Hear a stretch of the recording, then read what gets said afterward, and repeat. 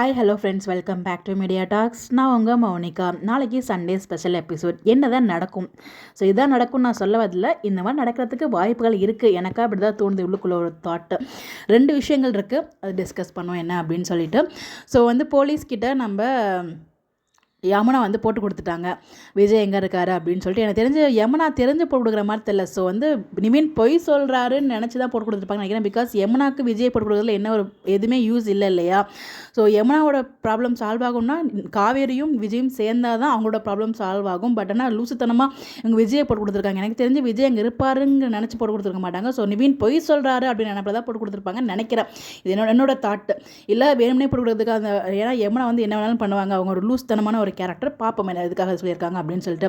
இது ரெண்டுத்துல ஒரு விஷயம். ஏன் யமுனா அந்த இடத்துல போட்டு கொடுத்தாங்கன்னா மறுபடியும் நம்ம டிஸ்கஸ் பண்ணியிருக்கோம். ஸோ நம்ம விஜய் நிவினை கூப்பிட்டுருக்காங்க பேசுறதுக்காக. ஸோ காவேரி என்ன பேச போகிறாங்கன்னு தெரிஞ்சதுக்காக காவேரியும் விஜய் இருக்க கெஸ்ட் ஹவுஸுக்கு போகிறாங்க.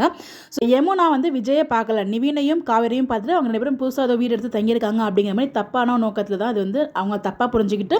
ஸோ இது உண்மையாக போய் அங்கே விஜய் இருக்கான்னு தெரிஞ்சதுக்காக அவங்க போலீஸ் கிட்ட சொல்கிறதுக்கு ஹைலி சான்சஸ் இருக்குது. இது ஒரு பாயிண்ட் இல்லையா?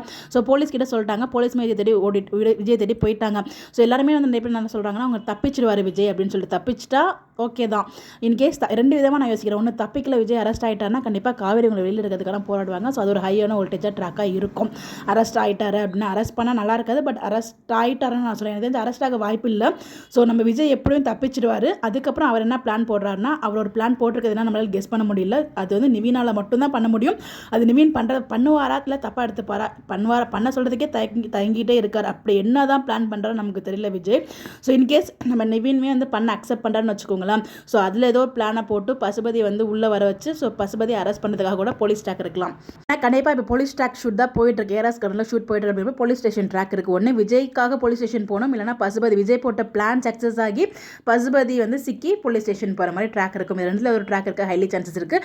என்னவா இருக்கும் நீங்கள் கெஸ் பண்ணிடுங்க. இது இல்லாமல் வேறு ஏதாச்சும் நடந்துச்சுன்னா உங்களோட கமெண்ட்டை மறக்காமல் கமெண்ட்டில் ஷேர் பண்ணுங்கள். அதை பற்றி நம்ம டிஸ்கஸ் பண்ணுவோம். இந்த மாதிரி தெரிஞ்சுக்க நம்மளோட சேனலை ஃபாலோ பண்ணிக்கோங்க. Bye bye.